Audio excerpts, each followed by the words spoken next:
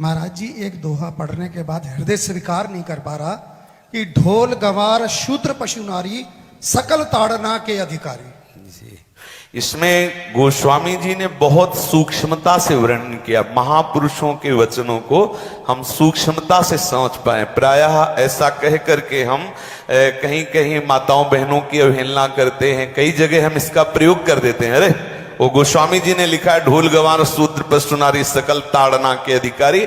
अब इसकी व्याख्या सूक्ष्मता से सुने और विचार पूर्वक। शास्त्रीय प्रमाण के अनुसार ढोल है ना, ढोल को ताड़ना चाहिए। ताड़ना मतलब उसको ठपाक चाहिए, और बेताल नहीं। शास्त्र सिद्धांत के अनुसार, संगीत शास्त्र के अनुसार तभी वो राग प्रकट कर पाएगा, तभी वो बजेगा। ढोल को हाथ जोड़ के बोलो कि साहब आप बज जाएं, नहीं बजे, उसको ताड़ना चाहिए। अब ताड़ना शब्द चारों में एक जैसा नहीं लगेगा, शब्द एक ही है ताड़ना, लेकिन ताड़ना के अर्थ अलग अलग हैं। जैसे कनक है, एक ही शब्द है कनक, लेकिन कनक कनक ते 100 गुनी मादकता अधिकाय, वा खाए बोराए जग या पाए बोराए। बोले कनक ही शब्द है। जैसे ताड़ना शब्द का हम प्रयोग केवल वही समझे कि ताड़ना देना ही नहीं, उसका अर्थ अलग अलग है। जैसे कनक शब्द है, कनक को सोना भी कहते हैं और कनक को धतूरा भी कहते हैं। कनक को धतूरा भी कहते हैं। एक कनक है जिसके खाने से बावरा हो जाएगा, और एक कनक है जिसके पाने से बावरा हो जाएगा। कनक शब्द एक ही है, लेकिन दोनों का अर्थ अलग अलग हो गया। ऐसे ही ढोल में ताड़न का तात्पर्य है उसको पीटना, लेकिन वो शास्त्रीय संगीत के आधार पर उसको ताल देना। ताल देने से ही वो राग प्रकट करता है, आनंद की उमगन करता है, ना कि प्रार्थना करने से। समझ रहे? अच्छा, गंवार, गंवार कहते हैं विवेकहीन पुरुष को। विवेकहीन पुरुष को कोई कार्य दे दो और उस पर दृष्टि न रखो तो कार्य नष्ट हो जाएगा। वहां ताड़ने का तात्पर्य उसको पीटना नहीं है। उस अविवेकी गंवार पर दृष्टि रखो। जो आपने कार्य सौंपा है, जो भी कार्य उसका है, उस अविवेकी पर दृष्टि रखना ताड़ना हुआ। उस पर दृष्टि रखो, क्योंकि वो अविवेकी है, गंवार है, वो कार्य प्रणाली ठीक जानता नहीं। आप जहां त्रुटि होता संभाल लेना तो वो संभल जाए, क्योंकि वो गंवार है। और शूद्र, शूद्र का तात्पर्य होता शूद्र। वैसे जो वर्ण व्यवस्था में शूद्र का प्रादुर्भाव सबसे श्रेष्ठ जगह से प्रादुर्भाव है। वर्णन आता है ब्राह्मणोश मुखमाशी बाहु राजन्य कृतः उरुददस जद वैश्या पदभ्याग्रम शूद्रो जायत। भगवान के श्री चरणों की ही वंदना होती है प्राय। आपने देखा सबके श्री चरणों की, और शूद्रों का प्रादुर्भाव श्री चरणों से हुआ है।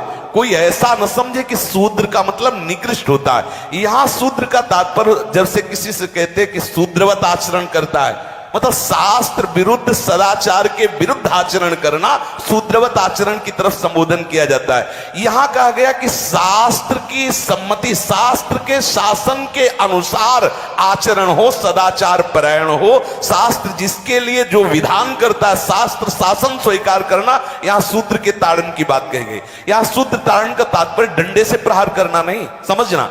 और जो चौथा कहा गया नारी, अगर स्त्री को हम ये कहें कि ताड़न से ही वो केवल काबू में रहती है, तो राष्ट्र में अपने प्रसिद्ध लक्ष्मीबाई जैसी कोई सामर्थ्यशाली वीरांगना, कोई वीरों सामने बड़े बड़े वीरों के दांत खट्टे कर दे, ऐसी बहादुर सिंघनी हुई, अंग्रेजों के दांत खट्टे कर दिए। अगर कोई समझे कि नारी केवल ताड़ने के लिए है तो उसकी मूर्खता है। पुरुष और नारी का समान प्रादुर्भाव हुआ है। भगवान ब्रह्मा के श्री अंग से दाहिनी तरफ से महाराज मनु और बाईं तरफ से उनकी पत्नी उनका प्रादुर्भाव हुआ शतरूपा। शतरूपा, अब आप बोलो एक ही शक्ति के दो भाग हो गए, एक पुरुष रूप धारण कर लिया, एक नारी रूप धारण कर लिया। अब यहां विचार जो है कि उस नारी के ऊपर ताड़न शब्द का क्या प्रयोग है। जैसे आप मार्ग में चले जा रहे हैं और आपने दृष्टि चूक कर दी और नारी आपकी स्त्री पीछे चल रही, तो कोई हमला कर सकता है, क्योंकि वो रत्न है। 14 रत्नों में एक रत्न स्त्री रत्न भी है। स्त्री को रत्न कहा गया है। भगवान श्री राम जब वनवास में जा रहे हैं तो सिया जी को आगे नाव में जब चढ़ाना होता तो पहले सिया जी को चढ़ा, सीए चढ़ाई चढ़े रघुराई, पहले आगे। दृष्टि रखो, दृष्टि चूक गई तो रत्न है, यहां दृष्टि रखना। शासन मतलब उसकी पिटाई करना नहीं। जैसे एक बार हमने ये अभियान चलाया था, ढोल गवार शूद्र पशु नारी सब है ताड़न के अधिकारी। तो बताते हैं कि ढोल गवार शूद्र पशु नारी सब है ताड़न के अधिकारी। तो ये लोग ढोल मारने लायक है, पीटने लायक है, गवार पीटने लायक है, शूद्र पीटने लायक है, जो वर्ण व्यवस्था में चौथे वर्ण का है, चौथा वर्ण का पिछड़े वर्ग का व्यक्ति ही चौथे वर्ण का है, तो उसको वो पीटने लायक मानते हैं। पशु पीटने लायक है, स्त्री पीटने लायक है। कौन कहता है? रामचरितमानस कहता है। हम नहीं कहते, रामचरितमानस कहता है ढोल को पीटना चाहिए, पशु को पीटना चाहिए, ओबीसी को पीटना चाहिए, स्त्री को पीटना चाहिए, जानवर को पीटना चाहिए। ये वो कहते हैं, ये लिखा हुआ है। तो ऐसा ही सुनकर विश्व हिंदू परिषद के एक व्यक्ति को एक बैकवर्ड क्लासेस ने सवाल पूछा, भाई तुम्हारे धर्मशास्त्र में अगर ऐसा लिखा हुआ है तो हम तुम्हारे धर्मशास्त्र को धर्म को क्यों माने, बताइए। तो वो जो ब्राह्मण था उसने बताया कि ये जो ताड़न करना है इसका आपने गलत अर्थ निकाला है। ताड़न करने का जो अर्थ है वो तारण करना है, तारण करने का अर्थ है रक्षण करना। तो ब्राह्मण ने उसको समझा दिया कि भाई ये तो पीटना नहीं है, रक्षण करने के लिए तुलसीदास ने ऐसा लिखा। अब वो प्रति सवाल कर नहीं पाया, वापस आया और मेरे पास आया कि आपने तो ये बताया था, वो तो ये बता रहे यार। अच्छा, मैंने उसको कहा चलो बैठो अभी। तो मैंने कहा देखो इसमें क्या लिखा हुआ है, ढोल गवार शूद्र पशु नारी सब है ताड़न के अधिकारी। तो मैंने कहा ताड़न का अर्थ रक्षण करना नहीं होता है, पीटना ही होता है। ये मैं साबित कर देता हूं। मैंने उसको कहा देखो ढोल गवार शूद्र पशु नारी, यानी गवार पीटने लायक है। चलो मानते हैं गवार अनपढ़ है इसलिए उसको रक्षा करनी चाहिए,